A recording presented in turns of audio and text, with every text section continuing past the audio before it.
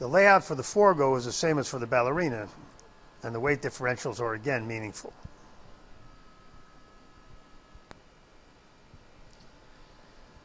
Mischievous Alex ran a huge one to win the quarter, but it knocked the crap out of him. His last was terrible.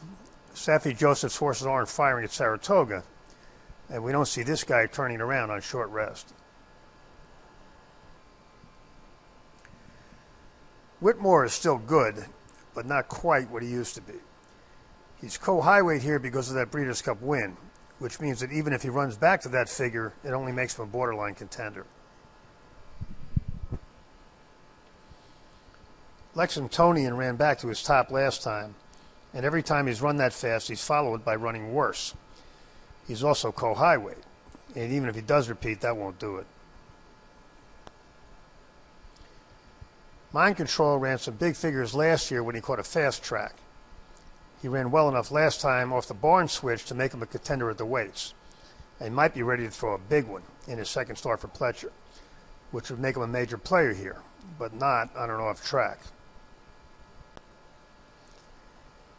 Chance It ran a huge figure as a 2-year-old, and it took him almost exactly 2 years to get back to it. This guy gets about a point in weight from the high weights, so if he can pair up, he's in the mix, but there's a good chance it will set him back. And again, the barn's not firing. Yaupon was a very good 3-year-old before not firing the Breeders' Cup, and we don't hold the non-effort in Dubai against him. His last was very big, though, and he's had 8 weeks to recover.